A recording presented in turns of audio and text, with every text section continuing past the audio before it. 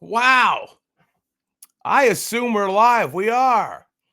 I didn't see the rest of the intro, but hey, we're here nonetheless. Welcome back to I Heard Things, episode 5. We took a couple weeks off there. Valinor wasn't feeling too well last week. I was under the weather the week before, but we're here. We have succeeded where others have failed. Pretty soon, Chris Plugs will be joining me. Not right now. Right now, I have to talk about the things that are on my mind. What's my beef? My beef right now is about New York, specifically New York City. All I hear, I hate New York. Hello, Matt Morello. I don't like New York. Oh, there's a commies going to be running New York. Now, again, I'm not going to talk about politics, but when has the mayor ever been good in New York? You can't get any worse. I mean, they're all corrupt. They all mismanage the money. I love New York City. I'm sorry. And everybody says how unsafe New York. Yeah, there is unsafe parts of New York. You go to East New York, you go down to the Bronx, you're probably going to get killed. That's the reality. But it's not as, this isn't like 1974 New York. This isn't an escape from, this isn't, the Bronx and the Bronx is burning. This isn't that, but I was there in 1975 in the Bronx. I used to pick my aunt up from the Edenwald projects. Still probably one of the worst sections in New York. But New York has a lot to offer. A year ago, I went down to the Bowery. The Bowery used to be like a total, you don't want to go down to the Bowery back then. The Bowery, I'm safe. I'm not fearing for my life. I'm not getting offended that pot smoke is everywhere. Pot smoke is everywhere, ladies and gentlemen. You're in the car. I'm on a freeway. Thank you, Matt Morello. Thank you. And I am working on your rant thing. Your stuff is not gone to waste. It's just been I hit with a fucking clusterfuck of shit to get through. You know me. Life as an entertainer is rough. So anyway, everybody's New York. I love New York. I've been to every major city in this country, and I could tell you right off the bat, there is a vibe in New York City that is none other. Okay, Chicago's got a bit of it. Okay, Vegas has got its vibe, but that's for a different reason. And now Vegas not doing so well right now as far as the tourism goes, but Chicago's the only one that comes close. All right. So if you fucking turds all want to move to Florida, God bless. Go down there. Go down to die. I still want to go to New York City and see the sights and feel the electric from time to time.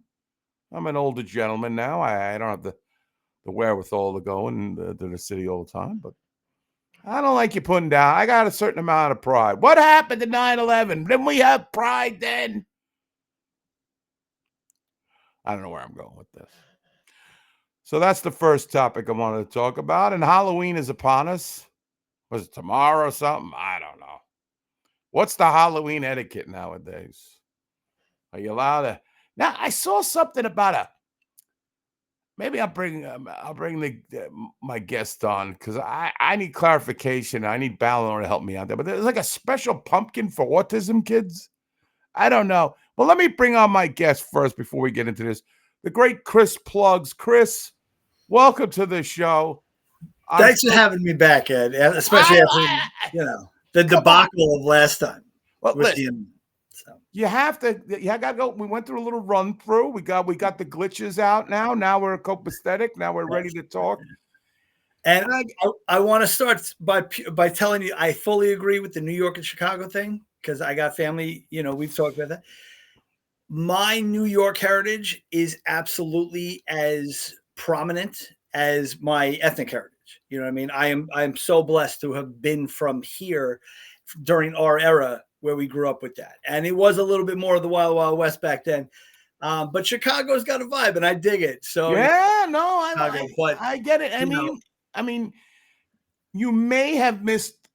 I mean, Times Square used to be a fucking disaster. well, you know what's funny? Like, so I have kids, as you know, Right. and they're older, and they're going. Especially my daughter, she's a chef, she's a big foodie. She goes into the city all the time, and I feel like I'm relaying lessons to them that may not be relevant anymore. You know, everything from how to act on the subway, looking over your shoulder without making it look like you're looking over your shoulder, where to put your money, this, that. And these are all things. This is how we grew up. And my son had said to me, he's like, Dad, he's like, I don't think it's that dangerous anymore. And I was like, you have no idea what I grew up. Right.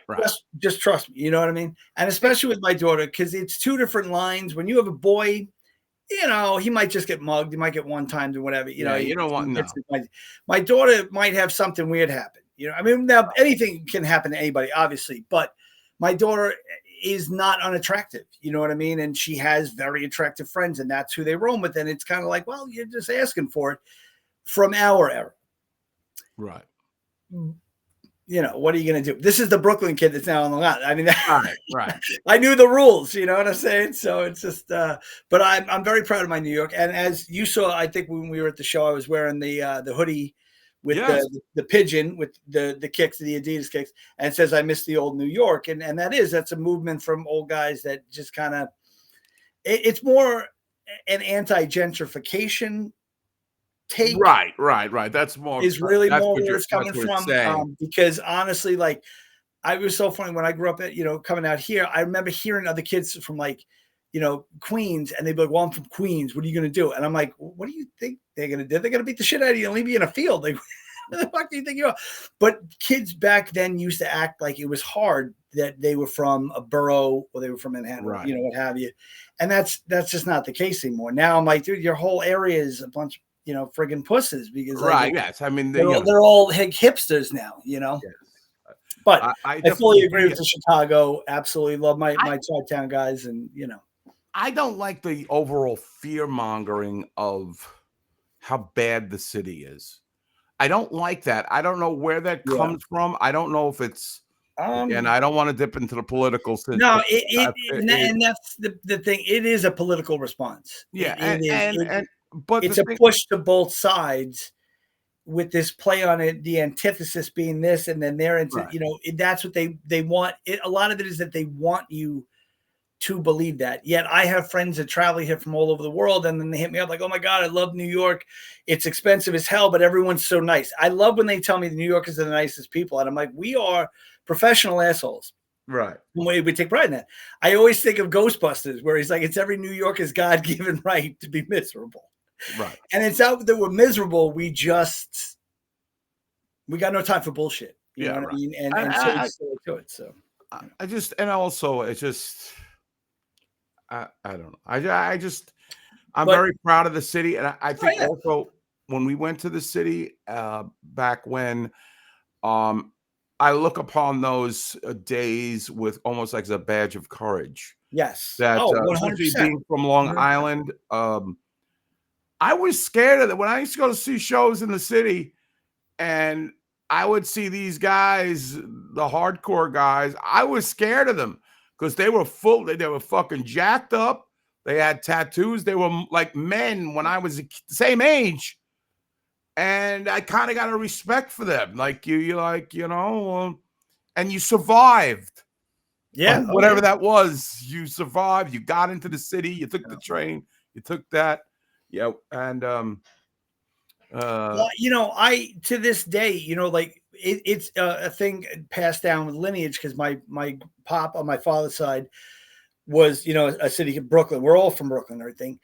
The fact that I immediately, almost instinctually, can navigate the subway system, it is a badge of honor for me. You know what I mean? Considering that I didn't have to walk those streets every day and do all that, but I know that. And I hear so many people all the time like, oh my God, I get lost in the subways. I'm like, how? You know, just knowing general direction and stuff. And it was a badge of honor. Absolutely was. And I was one of those hardcore kids, but we would see even bigger Boulder hardcore kids, and it also was a statement of the bands too, because those bands emulated without a doubt, more aggressive and more violent lifestyle. Yeah, they were living it. Like They were living a lot it. of them was squatting. A lot of them Oh were yeah. kids on the street. And here comes, Eddie from fucking Lake Ronkonkoma, is living with his parents, but is attracted, is it gravitates towards the Everything music. was different. Even like the guys that I knew, like the alcoholic guys in there, the drug addict guys. Again, it was like an aggressive alcohol. It was an aggressive drug addict. Like I knew dope heads out here, heroin guys out here, but like they were softer. You know what I mean? Like whatever it was. And it was definitely like a wild lifestyle. And not just even from hardcore shows, but like I was big into raves back in the 90s. We used to call them parties. And 90s parties in New York, which was the epicenter, happened in illegal abandoned warehouses. You would get a flyer with like 30, 40 phone numbers on the bottom. I remember this. Two of them were like legit. You'd have to call. I remember one of the parties I went to, literally, I was given the tip number, had to call that within 15 minutes of my arrival. The guy posted to another number. That number posted me to another. I'd make 4 phone calls. And then when I got a beep, when the kid heard my pager go up, he came and got me and they brought me in the door.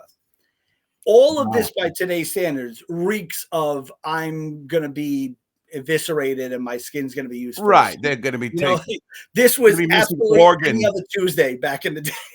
You're going to wind up in a bathtub with one of your organs missing. Oh, 100%. Yeah. And that was just very normal back then, and you feigned concern, and I slipped my money in my shoe underneath, like like you kind of knew things. Right. Now you knew if guys were walking up on you, how you handle stuff, Now with your kids now, what's their experience in the city now? Is it so? My kids' experience primarily is from Philadelphia.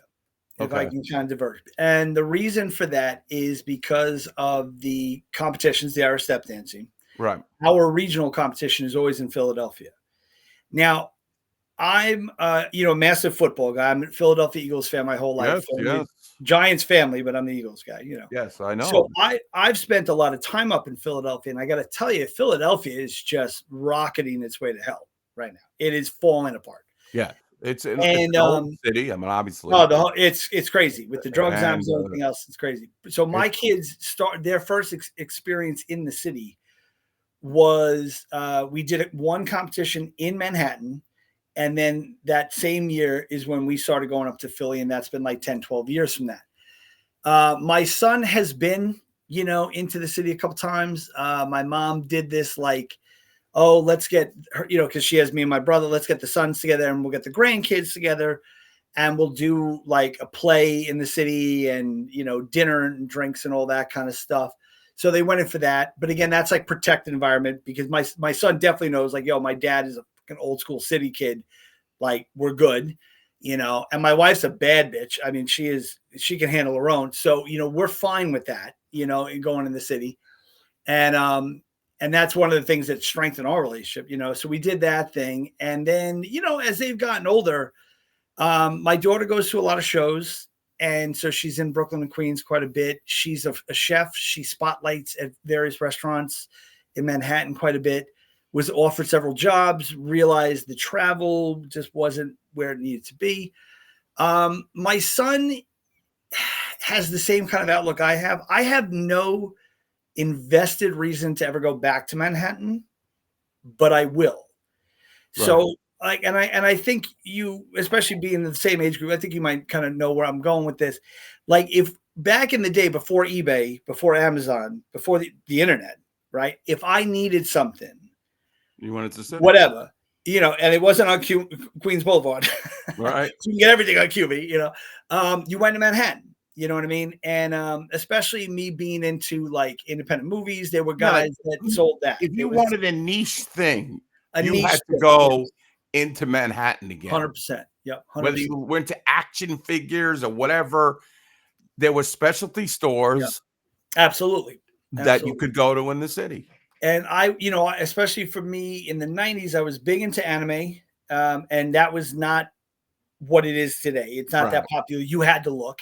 And again, I was into, rave music and stuff too at the same time. So I was going to record stores, DJs of that field, in the party field, whatever branch of it they were in, you could get the demos and the records there. We did have a spot in Massapequa, but it was different. It was Caffeine Records was was over in Massapequa when they had Bug Girl, which was the fashion.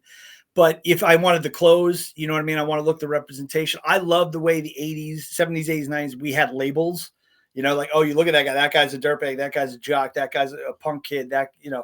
I love that. I want to have the uniform. I want to represent what I'm into. And so I'd have to go into the city.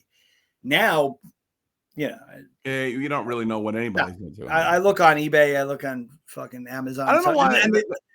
You want to know? I thought about this the other day because I was thinking of you because I saw some crazy sports thing pop up, and it was this wild piece of art that was like a Rangers piece of art. I was trying to screenshot it, and my wife is a Rangers fan, so it is what it is. But I just tapped on it to look at it, and now the algorithm is pushing me into all these other avenues. So now it's even more explosive, and now it's more outlets for me to get all that stuff.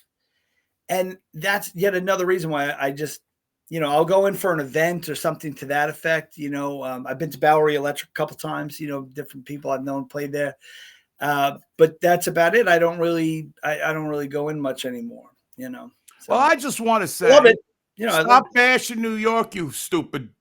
Whoever the politics, one of the mayors have always sucked. Politics is killing everything. I know. From Mayor Lindsay to Mayor Beam to fucking he was the governor. To fucking Ed Koch to fucking all these guys were bums. Dinkins, bum. Remember that guy? Oh yeah, I don't even live there. Yeah. I got no, but I can tell you they're all jokes. Yeah. So I don't care. I'm still gonna go into the city. It's wild how much fire is on the internet right now about this mayoral race, and we live 40, 60 miles from New York. I'm not even affected. The whole world is concerned about this mayoral race. I'm like, where am I getting my next egg sandwich? There's nothing about New York is going to be New York no matter who's running. Yeah, that's what I mean. But we move on. All right, we're going to move on from this because we both had our say on this, and we must move on. New York, baby. New York, motherfucker. Forget about it. Forget about it. Now, I was talking about Halloween and, come on, me and you, we love, look at all the candies. Look at all the candies, ladies and gentlemen. Candy. The Halloween, the treat bags. Oh, my God. Oh, man, this is, me and you both love Halloween. We love everything from our youth. Yeah. We love, look at the colors. I mean, this is what life is all about. The assortments of candy and, I am so susceptible to marketing like this. I'm not even kidding you. You know what I used to do? You see this big red gum in here? I used to color out the R so it would say Big Ed. Yeah. Big Eddie. There you go. Bubble Yum. That's the Wrigley gum. Do they still make those? Like Double Mint and Juicy Fruit and DNK. No candy? Come on, Gus. Oh, no costume, no candy. Oh, no costume, no candy. Absolutely. Yeah, they always. No, that 100%. Really? You will not, like, some kid will come to your door, knock, and he said, hey, you got no costume. And he's got like he comes with those kids used to come with the fucking, a pillow cover, or like a pillow. What do they call those? Oh, as the treat bag. Yeah, it's a treat. No, I went around with pillowcases. Absolutely, you did pillow. Yeah, hell yeah, dude! It's a sack. You can fill it up more. You don't have to go back home to cut out. You wore a costume now, right? Oh, I always wore costumes. I still wear costumes. I'm going to be posting a picture of the costume I wore to work today. It was ridiculous. Yeah, I know you're busy, and listen, God bless that you're into Halloween still. Yeah. I just can't take it anymore. Well, you know what it is, man. So I'm a weirdo. You know what I mean? And not that weirdos gravitate. A lot of people embrace. I have from the start point of this is free candy as a kid, leading up to the teenage years of the girls look absolutely banging and costumes, right? Oh yeah, yeah. Which then led me into my 20s hosting parties, which some of my parties were absolutely legendary. And I love the vibe. I love the weather. I love the color I scheme. I love love the weather. smells. I love everything about it. What other holiday am I going to do this with? Like, I mean, I could with Christmas in theory, but the thing is, truthfully, and we could probably talk about that another time as we get closer to Christmas, because I do actually have a legitimate Santa story. But like it really, as you get older with Christmas, it becomes about so much about family and just kind of hang with the family. And all of those monumental in between years from when I basically graduated high school, and the gifts kind of dwindle down because now you're an adult and it's not Yeah, about that. we're not getting excited over getting a fucking pair of socks. Yeah. And then when I was a kid, I had getting kids. the AFX fucking cars and all that shit. I was happy as a kid. Sorry. I had kids 10 years later, and then but they're babies. So until they're like maybe 2, 3, and then Christmas picks back up again because it becomes all about them. Halloween is a constant, and I used to tell people my 2 favorite holidays were Halloween and July 4th, because I love fireworks and I love carnivals. I love amusement parks. So that was always July 4th summers. And I just genuinely love Halloween, What the hell is a rainbow? That sounds like something. Rainbow is great, dude. Yeah. What is a rainbow? Rainbows were they were like pseudo gum. You know what pseudo gum is? There was a lot of that. I don't know. Pseudo gum doesn't really get me as far as pseudo gums were like that category is like the chewables, like the fruit chewables. Technically, like Skittles is like the king of that kind of thing, but rainbows they were like little chip gums. I want to say they were more like chiclets, but yeah, they're little gumball things. And then they used to also make them in like a little disc form. But Rainbow is the gumball machine gumball, where all the gumballs taste the same. When I was in the city on 42nd Street in 1984, I think I got a rainbow. Hey, we're not talking about old New York back then. We're gonna get through off the back to that. All of these I was not aware of the rainbow phenomenon. Gus is in the chat room. Gus, are you going to be handing out candy or the parental units, or you're just basically going to hide? I don't know. Well, Matt Morello is moving apparently. Oh, no, okay. So I'm looking at some of these other Clark candies. Bars, one of my faves. What do you like? Clark bars. I like Clark bars. They're similar to Butterfingers, but in my opinion, significantly better. Huh. They're a little more wafery, and they have way more actual peanut butter. And I love. You're quite the connoisseur here. Yeah. I think I didn't explore too much of my candy life. A lot of these candies I did not participate. I liked Milk Duds, but those would kill your cavities. So they would take out fillings. Those things. I think part of my love for Halloween was because, like, when I was growing up, whereas my parents, kind of in the end of the race kind of thing, they have all the money in the world. In the early days, my father was a teacher, and they weren't really hiring male teachers, so he made next to nothing. So, I mean, it's not like we were poor per se, but like, they weren't spending money on crap. You know what I mean? So when we would be in the store and I would see all this candy, it wasn't like we were getting it. So Halloween comes around, and now, all the neighbors are giving everything out. You know what I mean? And certain people like to make statements during Halloween. Like, that's why I don't give candy with no costume, no candy, because my wife makes these banging snack bags, filled with fucking candy of an assortment. I mean, dude, you're getting hooked up. You come to our house. So I would be able to experience a lot of these from Halloween. Mm-hmm. And then it was like, oh yeah, I've had that kind of thing. You're like mentally collecting, like, oh, right. I've had it now, I've had this. And the other thing was, like, my mother's parents were, diabetic, so they weren't keeping candy at that house. Ironically, my dad's side, my Nana, smoking body on this woman. She was so fit. Wait. Your grandmother was hot? Yeah, no, my Nana was. She was. Wow, I would have cared. I would have visited her several times. I'm just calling it how it is. She was just fit, beautiful woman all the way throughout her whole life. She loved sweets. Woman loved sweets. She would like they would be babysitting me. She would just be feeding me chocolate, and my mom would come pick something. There'd be like chocolate running down my face. It was ridiculous. So your nana was she was a gilf. She was. Grandmother, yes. Yeah. Oh well, all right. Her and all of her sisters were. It was incredible. They were like breathtaking until the day they died. I hope to have great, man. Good genes. Good genes. Yeah. So I was starting to talk about I go through the internet. It's I take a journey every time I log on, and I saw they got these special pumpkins for autistic kids. Have you heard about this? Yeah, they're tactile pumpkins. I know tactile has something to do with the feel. Touch, right? Touch, yes. Feel. I put my hand up. Yes. What the fuck are these things for? So in general with autism, a large response of the autistic community, and what I want to preface this first, this is not spectrum community. Okay. This is not like spectrum would be like, what's his name from Big Bang Theory? Sheldon, right.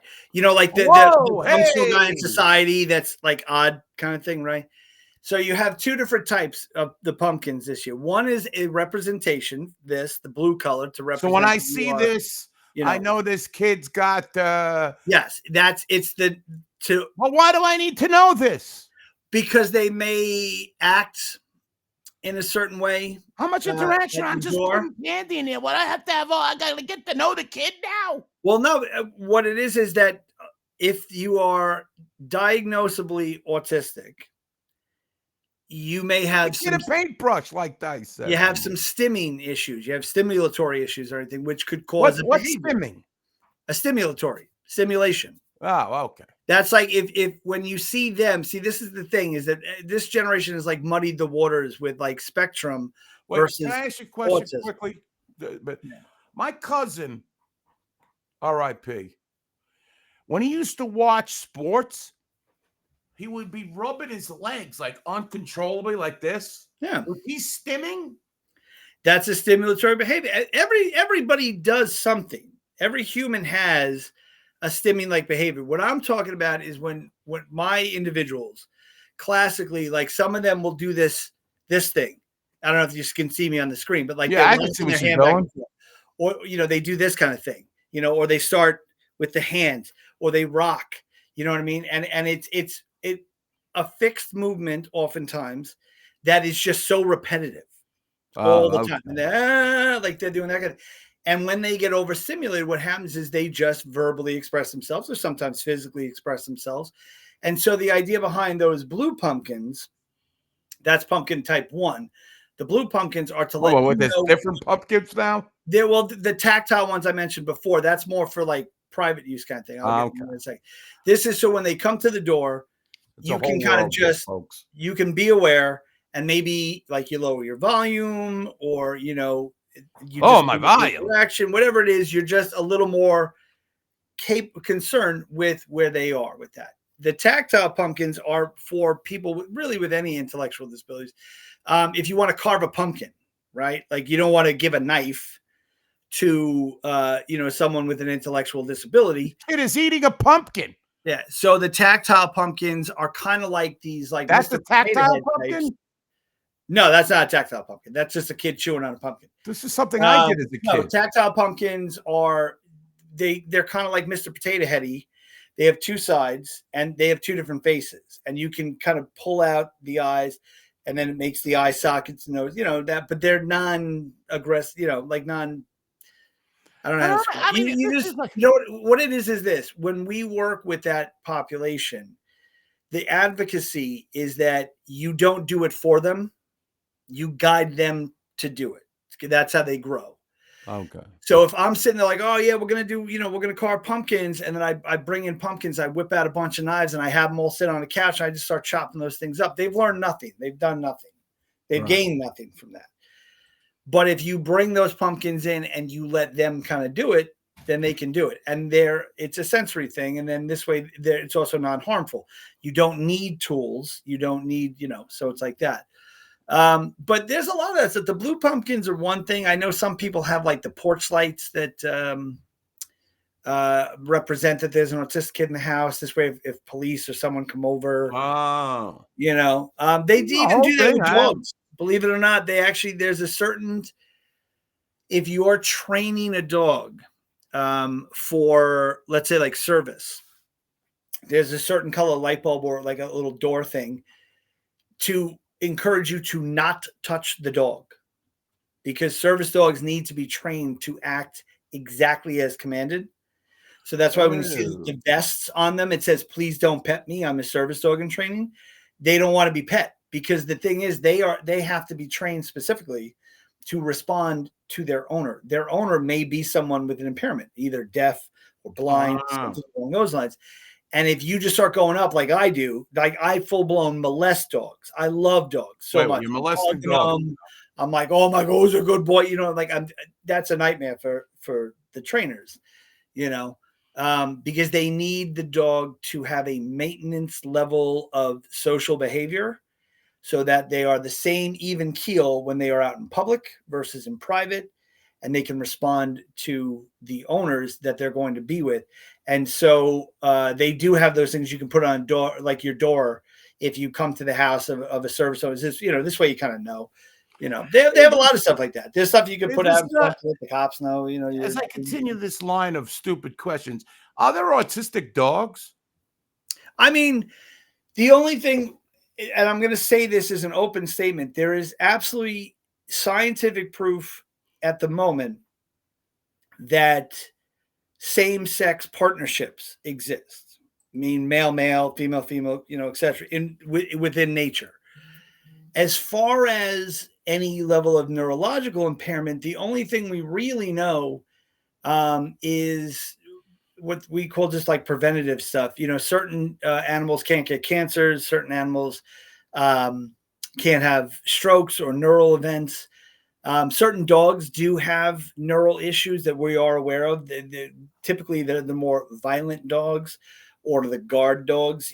They have a penchant to be more aggressive, and that's why people use them like that. Now, but beyond that, there's no real way of telling if there's anything. Okay, well, I want to go back to the candy thing, because we grew up with candies. We could talk about candies and cereals and all that kind of food that we grew up with. I remember back in the day, which was 1975, when candy was like a quarter. Oh yeah. And then for the premium, the king size was 50 cents. Yep. But you could get like 4 for, I don't know, 75 at Rite Aid or something. 100%. 100%. Yeah. But then I was trying to think of the first 50-cent candy bars. I think the Reggie bar was 50 cents.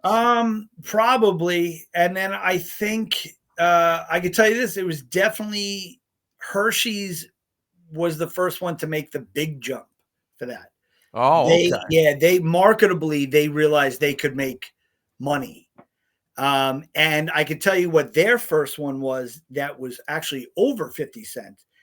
They were putting out, you could always get Reese's peanut butter cups in the singles or the 2-pack. Right.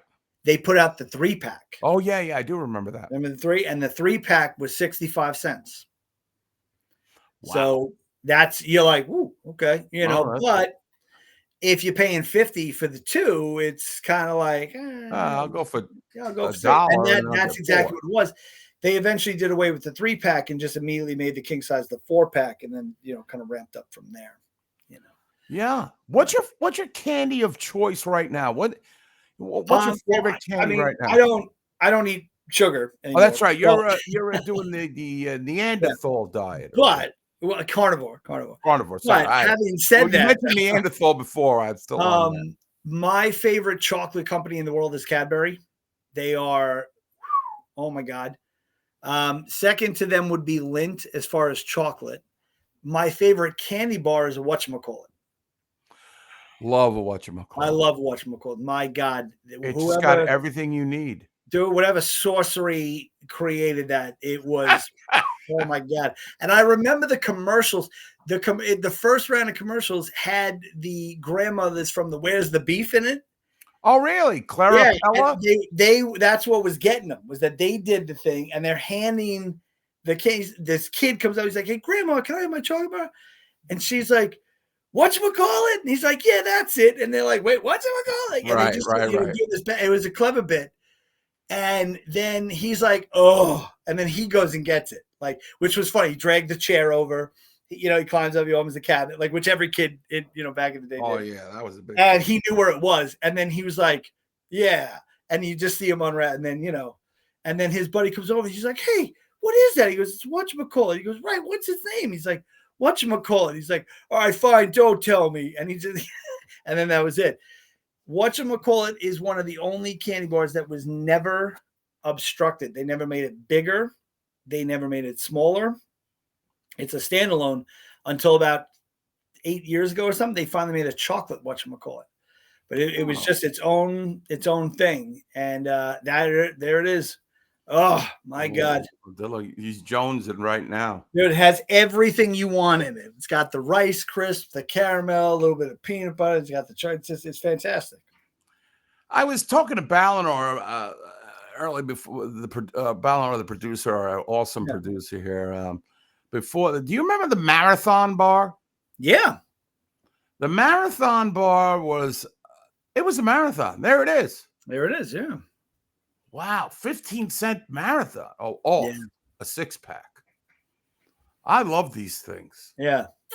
They were chewy. They were another one. Like if you look into the fun hit, because the little pinnings and the holes and everything, all of that was, those were mistake runs. And then they just figured, screw it. Yeah, that's like Nerds. Little fun fact about Nerds. Nerds are the byproduct of another candy. I forget I don't know that. Yeah, I forget which candy it is that they have to make in order to get the Nerds. But what happens is the candy gets sculpted in its processing, and it chips off all the little nuggies, and they end up at the bottom of the vat. And one of the guys that worked in the factory was like, I mean, these are still good. So they would just give them out to the factory workers to take home. And, you'd take them home in a little bucket or something. And all their kids were like, "Oh my God, it's amazing." So they started packaging it. And then they hired these specific guys to come up with the boxes that used to be able to, they had two sides, right? One flavor on one side, one on the other, and you would just pull the little sleeve. And Nerds are, now $1 million, billion dollar. Yeah, I mean, those are so big with the kids. But they are the direct result of a mistake of another very popular candy. Marathon, and then there was the Charleston Chew. Charleston Chews. Oh, toffee, so good. The strawberry, the chocolate, the vanilla. You put them in the freezer. Yeah. You can hit somebody over the head with it. Use it as a weapon. Oh yeah. Well, that was the thing. Some of the candy back in the day had those little rules or the other bonuses, right? You could put the Charleston Chews in the freezer. My mom used to. So, have you ever made a malt without making malt powder, but you use what the hell? Interesting. What is the name of the candy? Everybody gives them out every year. The Whoppers? Whoppers. You can make a drink from Whoppers. So you take boiling water, you put a couple of Whoppers in, 4 or 5 Whoppers in a mug. You pour the boiling water over it. It melts down the chocolate, and then it dissolves the malt. Add a little bit of milk, and you got a hot malt. And that's because the inside of the Whopper comes from malt composite, which they used to make a malted from at soda shops. Yeah. All sorts of weird little. Have you ever had a actual malt shake? I have. Yeah. They're really delicious. They are fantastic. A animal. I had that in the same place I had, because again, I'm a good little Brooklyn boy, my egg cream, which has neither egg in cream in it. Yeah. That's the name is just wacky, but some of the original ones had egg in it, but right. The old soda shops, I used to love that stuff. What's a Ricky Cherry Ricky Ricky Fizz. What that? It's a cherry and lime Ricky. You know, that was another thing. Yes, yeah, I've been Lime Ricky. Yes, that was it. And yeah, oh, there it is. Look at that. That's like a gourmet one. You know? Wow, it looks high end. And that was stuff, you know, people did what they could back then, you know, if you had different syrups and everything, and you know, especially and seltzer, which was pretty cheap. Yeah. Oh yeah, seltzer was everywhere, just carbonated water. And you used to go to the drugstore to get these things, and they called the guy a soda jerk who worked the fountain. The first time I ever had it, my Nana brought me up to our local mall. Good-looking Nana? Like good-looking Nana, not the grandma. Okay. Not that my grandmother was, well. All right, well, listen, grandma's a grandma. Don't be Guilford on my Nanny. You know, but, no. She worked at McCrory's in the Smith Haven Mall. Oh, yeah. They used to have a soda fountain. They did, yeah. Belly counter. And she would bring me up there. She worked there in the fabric department. She was a big crafts person. Wow. Yeah. And so she would bring me up there. And what across from Time Out, your other hangout? Oh, well, that came later. Yeah, McCrory's came later. There was a guy named Elmer Joe or Elmer John. His man's name was Elmer Joe? Elmer John, I think, was his name. And he was the guy who worked the counter. And he would just hook me up. And, you know, he'd make me like BLT sandwiches. And he'd what make a youth. What a young life you had. People hooking you up at McCrory's. You know, I think I had as an expansive a life as I had because, again, my parents were doing the best they could. And I was one of those kids, like I would get in trouble on the school ride home on the bus. Like we needed a bus monitor. So, and then I was also going into avenues that my parents were not used to. Like I was into horror movies, I was into sci-fi, I was into heavy metal, I was into punk rock. This was like brand new ground for them. So they kind of always wanted me to keep busy. Right. You know, but I love my Nana. My Nana is, you know, just to put it out, she was the single greatest human being I have ever known. I would kill a family of 12 to get her back for one day just to be able to introduce her to my kids and my wife. All right. Well, she was my all-time closest family member and was for a lot of reasons, but a lot of wisdom came from her. So, you know, like if my girlfriend, if she didn't give the approval, dude, they were gone. They were gone. Didn't even wait, man. If you don't like my dog and my Nana doesn't give you the thumbs up, you're out. I don't care how hot, you know. All right. You know, yeah, she knew stuff, you know. But the soda jerks were great, man. Mixing that stuff up, you know, get a little ice cream in there, a little root beer. Oh, yeah, it's good. Just to go on the record, my favorite candy right now is the Take 5. Take 5's great. Yes, yeah. I like a Take 5. I really haven't found anything that I will tell you candies I do not like. I'm not a big fan of the circus peanut. Really? The Mary Jane. They're like a marshmallow. Yeah. Deposit thing, you know. I think Joe Rockhead likes them because he's a nut job. Big love to Joe. You remember the candy cigarettes from the ice cream man? Absolutely. You could blow a smoke puff. Yes. Yeah. And they had such similar. They had a little bit of powdered sugar in them, so you know you could like and then you could Oh yeah, man. Some of them actually even had red tips at the end. Yes, they did. Yeah. Yes, they did. And it was such like a subliminal marketing. We didn't know as a kid. It absolutely was. Yeah, they are Lucky Lights. That's Lucky Lights. Yeah, and look, if you really look, they all kind of like Victory looks like Parliament. Kings look like Marlboro. Of course. You know, Lucky is obviously Lucky, but you know. So what's funny is these candies for us, we could only get them from my ice cream man. Yes, that's where I predominantly remember getting them from. Yeah. And the ice cream man had stuff that was wild that we could. Oh, yeah. It was Wild, Wild West. 100%. Yeah. Whatever they could sell. Yeah. I mean, they would sell stuff on the down low, like firecrackers and stuff. Oh, dude, my guy used to sell beer. Beer? Yeah. If you asked for a golden bear, when you went up, he knew what you wanted, and it was like $2, and he'd sell you a Miller or a Bud. If you asked for a brown bear, you got a Bud. If you asked for, you know, a yellow bear, you got the Miller. Yeah, he would sell.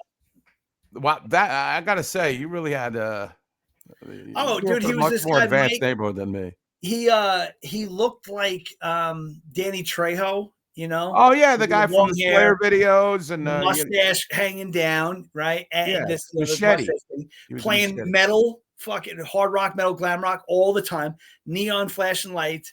Had this wild ice cream man thing. He'd prop it up. He'd take like the two stands, hike up the the little overhang. He had fucking stickers everywhere of the stuff he was offering on the roof, the everything.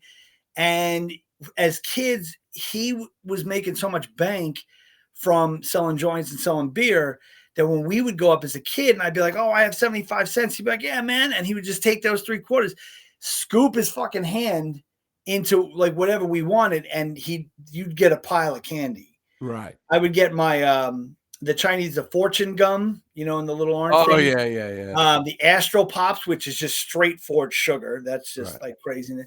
Like all of the candy cigarettes, all of that. He didn't care. He loved it. When he started seeing me wearing like band shirts, he came around the neighborhood more. And he would hook it up. You know what I mean? And then eventually I run into him at Pete's, which I was trying to tell that story last time, with the his backyard party in the basement with the arcade stuff. He was a local dude, and he would also go up to all the carnivals, and he just knew us. He knew the vibe and everything. A lot of my friends in the neighborhood had older sisters that were very attractive, so he was coming around for that. And he made bank. He would come and park at the corner, be there half hour. You know what I mean? And like literally, it was not a thing that was a concern that I saw dudes going up and buying beer from. We thought this was normal. We would get fireworks from him. Right. You know what I mean? Yeah, I remember that, the fireworks. He would pull up this piece of cardboard, and it had all the, his offerings like taped to it. So if you want jumping jacks, you can get jumping jacks. You want like lotuses, you get them. You want the firecrackers, you want whatever it is you wanted. And he would just pull it up. He'd have everything protected, so when you looked in, you couldn't really see it. But if you knew what to ask for, and he also eventually knew safe neighborhoods, which we were a safe neighborhood. I remember having that conversation where he said, what are your neighbors like? And the first thing out of my mouth was how all my father and all the neighbors described is, oh, we're an old city neighborhood. Everybody here is related somehow, And he's like, oh, where you guys were from? And he's like, well, this side's all from Brooklyn, this side's from Queens. He's like, all right, we're good. And he just knew, like, we're not calling the cops on my neighborhood. You know what I mean? Like, that's not going to happen. Right, so he would come around, and the candy was, oh my God, was like amazing. And the ice cream was fantastic. Did you have the Circus Surprise? Do you remember this ice cream? It was like a raspberry sherbet, and you, after getting done with the sherbet, you would get a I guess the stick or the handle was a plastic stick. It would be an animal, and it could be yeah. And my in order to drive up sales, let's see if we can pull this one. Yeah, here it is. Yeah, there you go. Yep. Right. In there, I think there's a monkey in there somewhere in there. But if you got the monkey, my guy offered you could get a free Circus Surprise if you got the monkey. So you would be, yeah. So you'd be, and he probably knew which ones the monkey were. You buy like 4 at a time just to get like a free one.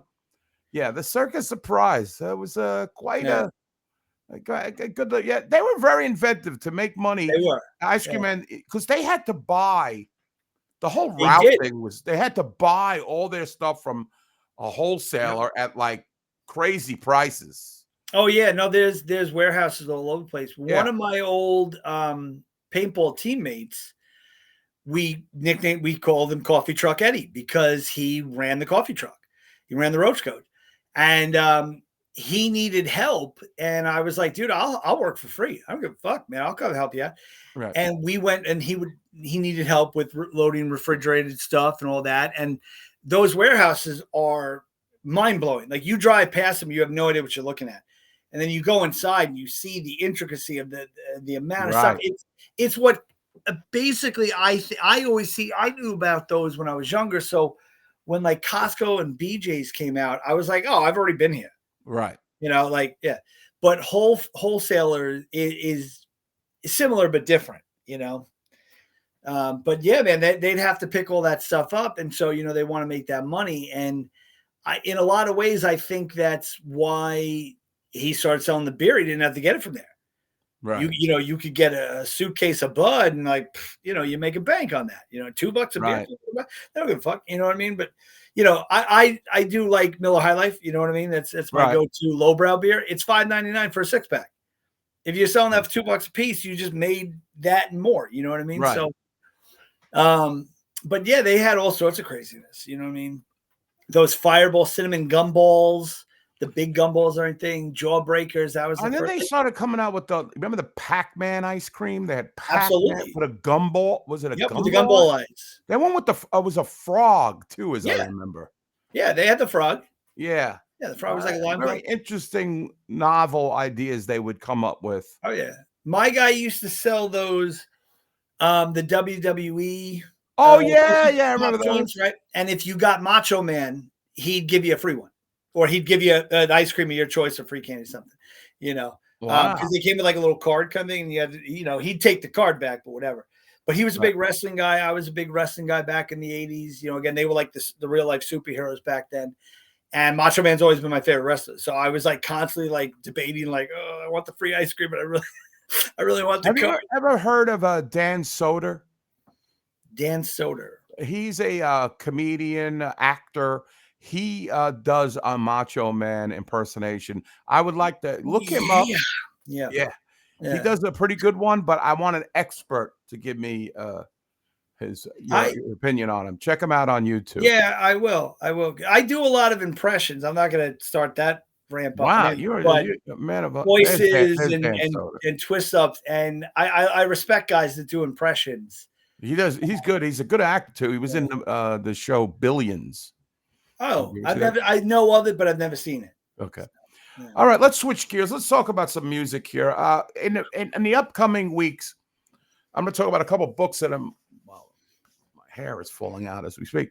I've been reading a couple of books about some musical characters, and I've finished this book. I consider myself not the expert, but pretty much one of the experts on the new wave band, The Cars. Right on. This is the book that I just completed. Let the Stories Be Told. Now, very nice. The Cars were active between 1970, album-wise, from 78 to 87. Right. Not a long, storied career like the Stones or Floyd. They got known, though. Yeah, no. I mean, they emerged from the ashes, and a really grassroots story.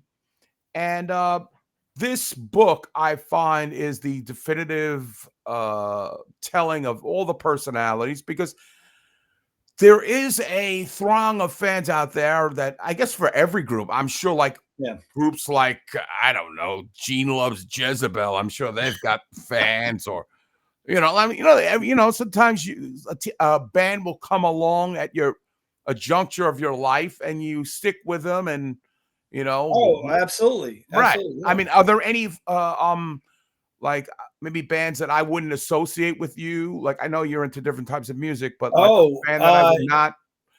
Yeah, no, absolutely. I have a lot of those, kind of like I derailed for a moment and it just went hard kind of thing. Ironically, I really love a lot of like synth pop stuff too. I'm a big Duran Duran guy. Yeah. Heart. Oh my God, love Heart.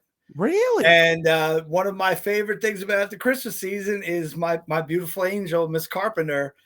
I am a massive, massive Carpenter's fan, especially for her. I think she's had the single greatest female singing voice in the history of music. It's funny that you should mention Karen Carpenter. Yeah, I love not Sabrina Carpenter. No. Although I do appreciate. I forgot she's like a thing. I barely know of her. No, yes, I would play Sabrina Carpenter's talent. God bless. But not Karen Carpenter. Rick Ocasek, who was the lead singer was a big Karen Carpenter. Yeah. As a matter of fact. So the first time I was ever introduced to her was from on a videotape that my dad had of her playing drums. Yeah, and I thought, like, I got to take on this. A while, like, it's a chick drummer, and he's like, yeah, but she sings. And I was like, okay, and then I didn't realize it, filtered in. I knew Carpenter songs, So he put that fine point on it to me. You know what I mean? My youth in general is pretty much driven by metal and reggae, really. And then Right, like right. by my teenage years, it's like, all right, now we can't really go to reggae shows, can't really go to metal shows so much. We're gonna go to punk and hardcore shows, and that kind of takes me off, kind of thing. But I love music in general. Right. I think music is the single greatest art form anyone can commit to, and live music is the single greatest form of entertainment available to us. You know, it's so expressive because there are moments in our lives where something dumb happens or something tragic happens or something impactful is the better way to put it. And there was that song playing. And now that song is, you know, it's there and it's locked in and it just becomes so important. I'll give you a great example. I cry every time I hear the song. Dead ass. I'm not even lying. No shame to it. Killswitch Engage has a song called Rose of Sharon, and it is exceptionally heavy. I mean, it's great. Killswitch Engage is amazing. It's the Howard era of Killswitch Engage, not the Jesse era. And it's all about getting more time with someone that is gone, that has left you. My Nana's favorite plant was the Rose of Sharon. And so there's certain lines in that song that when I hear them, it just triggers this response. I saw it like weeping because I'm like, damn, man, like I'd love to have you back. Flip side of that, something funny, Weird Al Yankovic. Dude, I love Eat It. I love Weird Al in general, but Eat It was, I had one of like a youthful worst day of my life, like my girlfriend broke up, all this dumb kid shit. But my little kid world was falling down around me, right? And then it's like starts fucking raining, everything goes wrong. The movie, you know, that we went to see was like and that song popped on, and I just laughed. All I could do was laugh. And so now to this day, I hear like Weird Al, and I'm like, hell yeah, dude! Yeah, that saved my day. There are so many moments. Oh, there it is. There's so many moments in everyone's life where a song becomes, you know, a thing. Someone asked me one time, they said, hey, do you have a theme song? And I said, yeah, Seven Nation Army from the White Stripes. Without even thinking, I just bat out. And they were like, really? I'm like, yep. Because that song means something to me that I'd have a whole other episode to have to try to explain to you, but it meant something. Right. Back in the Saddle, dude, from Aerosmith is a very meaningful song. I beat a big legal rap, and as I walked out into the hallway of that court, you know, like that's what was playing. First song popped in my car. I get suspended from school the first time. I get in my car to go home, and Life of Agony is playing. Bad Seed. You know what I mean? So that forever to this day is now, you know, that's that song kind of thing. And I believe that music in general, especially when it's avant-garde, and especially when it's not in your zone, is even more important. There was an amazing early A&R guy named Tony LaPuma, and he was quoted as saying, if it makes my butt shake, it's a good song, and I'm gonna get a record contract for him. And that's my whole thing, is a good song is a good song. That's the bottom line. I don't care who it comes from, what band it comes from. A good ass song is a good ass song. It's the bottom line. I may have made fun of boy bands in the past, but they're laughing all the way to the bank. They have millions and millions of fucking dollars. You know, crap on it all you want. I was at a bar and this band was playing, and they're like, if anyone wants to come up for any of these next three, come up and do it. And it was one of these, whatever band Harry Styles was in. One Direction. One Direction. And it was that song, You Don't Know You're Beautiful. Oh, yes. Right. And that song is banging. That's a great song. It's just got a perfect beat. Everything about it lines up. I got up and did the song with them. I was like, oh, I know this whole thing.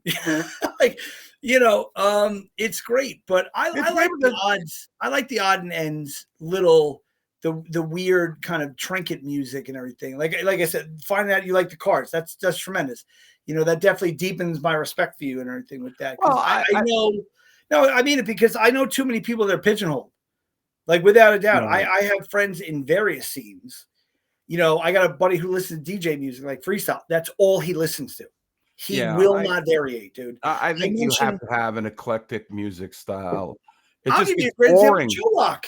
we'll be What? talking at Joe Rock, man. We'll be talking at a show. And I start singing a song, sound like the radio playing in the background. He's like, what is this? I was like, what do you get? Well, he gets on me because I don't know a lot of 90s stuff, but I was just not We there. all love Joe. You know I love you, baby. Yeah, but we love it's you, just a but good point. Like, he's a you're musician. stunad. Yeah, but he's a musician, right? So we Yes. almost project this false image, like, oh, he's a musician, he's in a band, he should know. But he has no reason to know that if he doesn't. He knows a lot of stuff. He knows an enormous amount of stuff, but it's just kind of funny, like, did we go there? And then he throws it back at me. He's like, well, you know all that music, I'm like, all right. But with this band, you have to understand the time. If you're a music historian, if you're into the history of rock and roll, this is a pivotal, and we'll get more into this in the next show, but I want to explore this more and get your takes as a guy who's just doesn't know anything, maybe can, relate it to some other bands or personas you've met there. But this is the advent of FM radio, which I grew up on AM radio, and then around, I guess, 1977. Yeah, I was going to say FM radio. Yeah, it started to become, I can listen to the Talking Heads. They're not crossing the top 40. Casey Kasem. It kind of went beyond like what CBS radio was off. Exactly. Now it's album oriented, right? Rock or whatever. Very thematic, very genre stuff. Right. This is where I listen to Queen. This is where I listen to. Queen kind of cracked the top, but I'm talking like. So 1978 is really the year in which Elvis Costello comes on the scene. Oh, yeah. The Cars come on the scene. There's a lot of I'm getting out of focus there.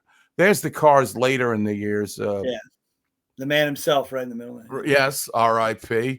R.I.P. Both the guys in the middle there. There's only 3 of them left. So this picture, he always reminded me of not Stretch Armstrong, Plastic Man. Yes. That's ever since I was a kid, I was like, oh yeah, Plastic Man. No, it's okay, it's okay, Yeah, and he lied about his age. Like at this point, he's in his 30s. And, wow. Yeah, and this is 77, 78. Yeah. So he also I don't want to get too deep into it. But this is an early photo. This is before they hit. You always can tell the keyboardist, the Greg Hawkes there with the spectacles in the middle. He's got a mustache. Yeah. He only sported that early on. But just getting back to it, they were an FM band. They were probably one of the best debuts ever. If you ever get a chance to listen to their debut album by any band. Any band, I will go, because they were just all over the place. So, I mean, all over the radio. And so I've read the book, and it's hard when you learn the personal failings. I absolutely agree with that. What I used to know, I almost didn't want to read the book because I wanted to keep that image that I had concocted in my mind, but that's you never meet your heroes, right? But it's they're human beings and they had faults. I mean, just because they had, and this is a band that it's not like the Beatles where the microscope has been on them. Oh yeah. So many books have been written, and so wow, look, the Beatles are a fantastic arrangement of musicians, but they are as big as they are because they did what they did at the time when no one was really doing that. They would be dime a dozen by today's standard. I'm not diminishing their value and what they brought to music. Obviously, the Beatles are the Beatles, but when you figured, I read something that record companies gave out 3 record contracts a year back then, right? So you didn't have this enormity of bands that you have now, this enormity of artists where every time you turn on fucking YouTube, it's 25 other, metal band, Right. So it was limited because we wanted excellence over anything else, and they needed to sell. You know, I mean, granted, what they do though with the fanaticism and they're British and the girls fainting, I mean, I don't even know if that could even exist in today's world. But you know, for what they did back then, yeah, there's 1,000 documentaries, there's a billion people that, you know, but something like the Cars were very impactful for our age group. You know what I mean? I heard them all over the place, and they were unique. One song didn't necessarily sound like the other. You know what I Right. mean? But there were So different periods of their evolution or de-evolution, which it yeah, wound up in the end that they basically uh there's a lot of aspects like when you start a band. um Let me get your opinion on this. You're starting a band. You got a band. It's you, and you're the songwriter. You're writing the songs. You're coming up with the basic skeletal. You're writing lyrics and the skeletal music form. music. Yeah. And then the band comes in and they add their parts and this and that. They do their thing.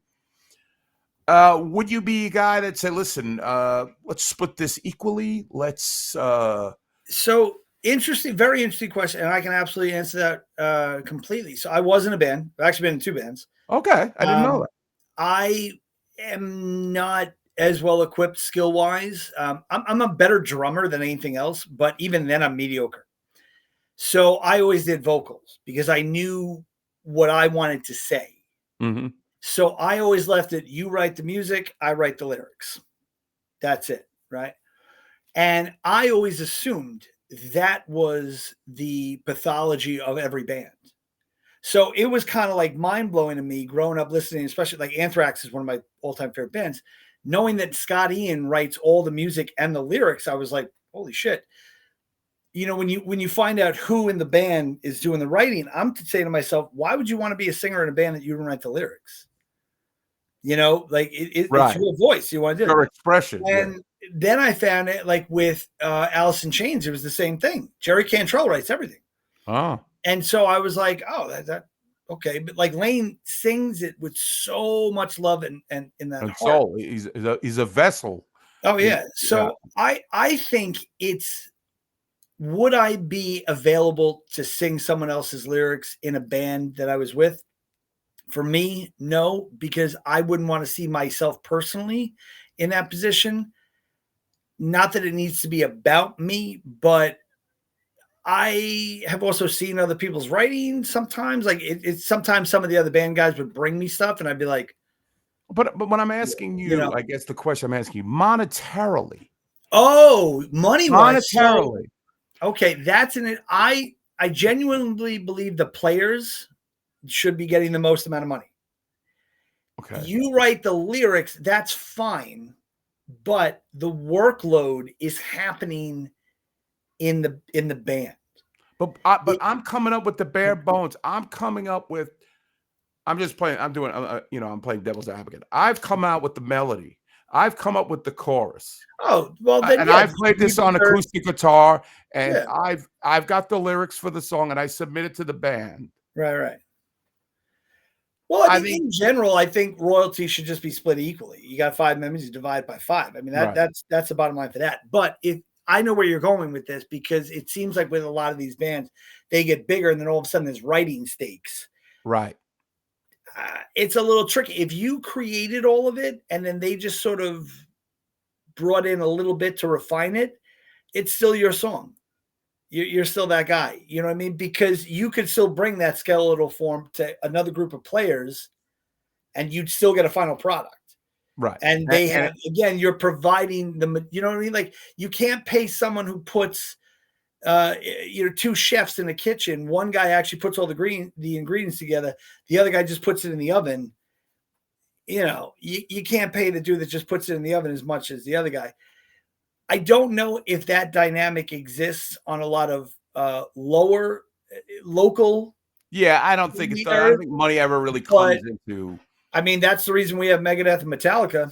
You know, aside right, from the fact that they had an alcohol problem, is you know, fucking Four right, Horsemen and Mechanics. Dave wrote that shit, and he wanted the credit. He wanted his thing. right. You know.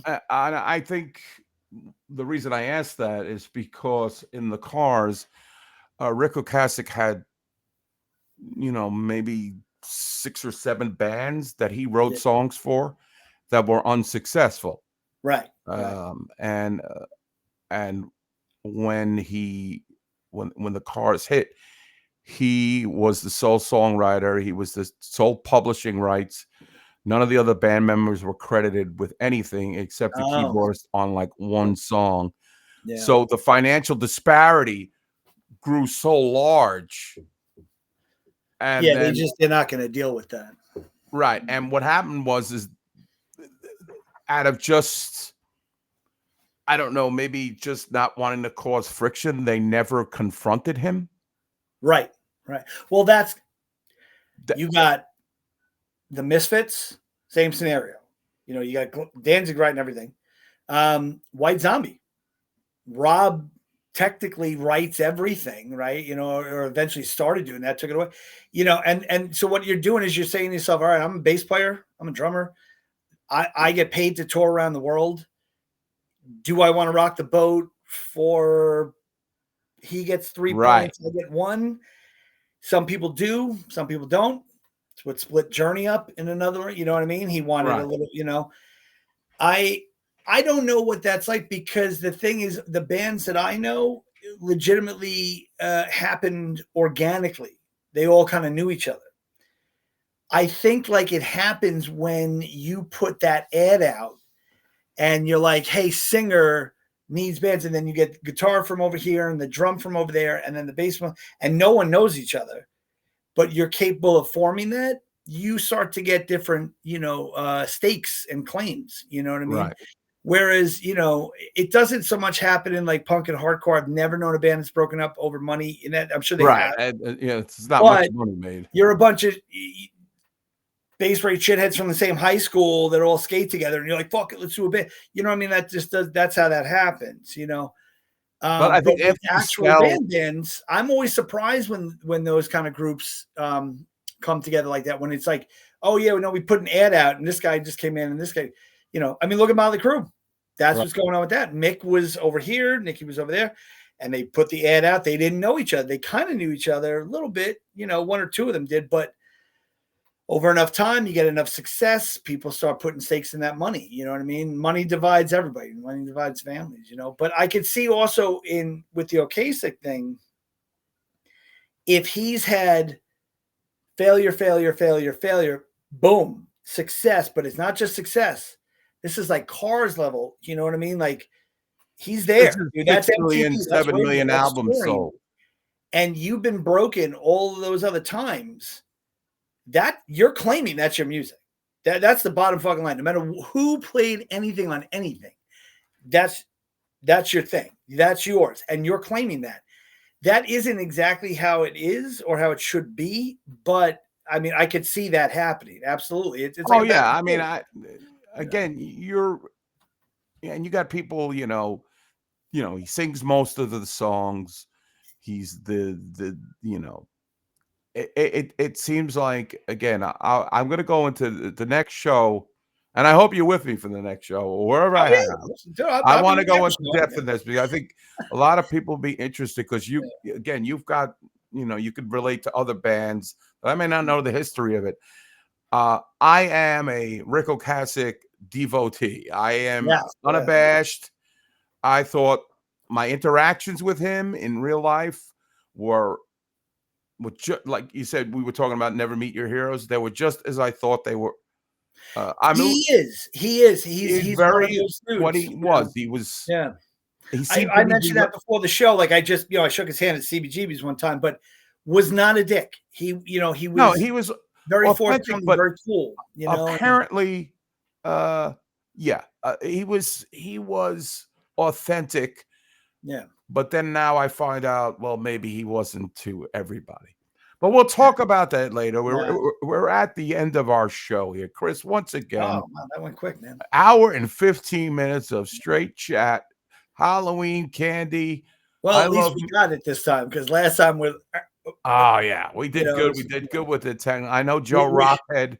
We were ordering through the drive-through last time, and like that was a mess. So and I know Ballinor is tired. He's had a long day, and But once again, an absolute pleasure talking to you, Oh, man. thank you. It Truly, goes really thanks for having me fast, back, man.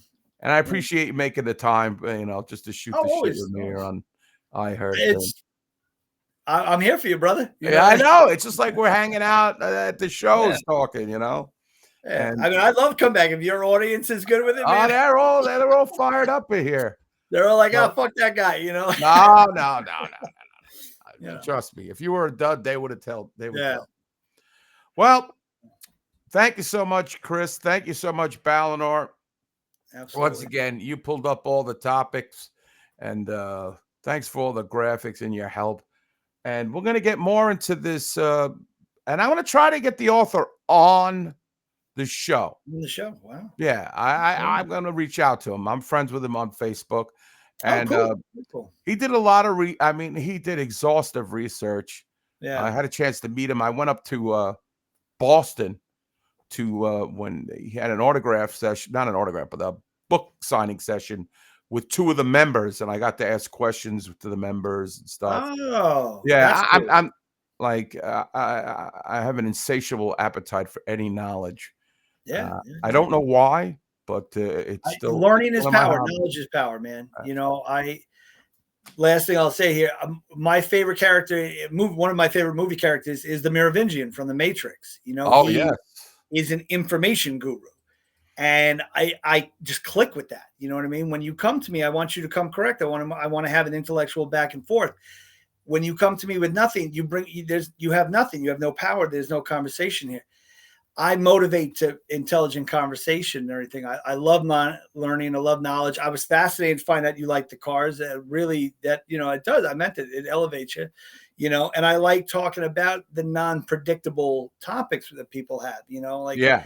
I get called, oh, he's the hardcore guy and everything, but it's like, much. I mean, I am, but a lot more depth than that. Yeah. and when I was younger, it was one thing getting the title. Now I'm like, I go to everything, and I love that everything. People are shocked that I listen to reggae, and I listen to like. I know you're a big reggae guy. And they're like, "What's up with the white guy?" But it's just a thing. You know what I mean? It clicked and it stuck with me, and But I love talking music, especially. And I was gonna say like Ocasek or anything. I know he's even written a couple of songs that other artists have done. I love finding that stuff out. You know what I mean? Prince wrote so many songs he gave to other bands. Bruce Springsteen gave to that. Like, yes, that's Prince wild. did a version of "Let's Go" by the Cars in his live performances. Yes, he does. And Ziggy Marley did a version of "Drive." Really? Yes. Ooh, I'll have to look that up. Okay. Yeah, that's right up there. Yeah, that's right up my alley. Okay. I'm not a huge Ziggy guy, but I like the other Marley. I mean, no, Damien's like my dude. I love Damien Marley. You know what I mean? But like Ziggy's good too. I'll look into it though. So. All right, my friend. I'm going to wrap things up and say goodbye to the wonderful people who joined this broadcast and listening. And we're going to come back next week. Yeah. If you can do next week, same time, we'll do it again. I'm good. We got this setup worked out. Yeah. All yours, brother. Okay. So, I'm signing off now. Good night, everybody. Have a happy and healthy Halloween.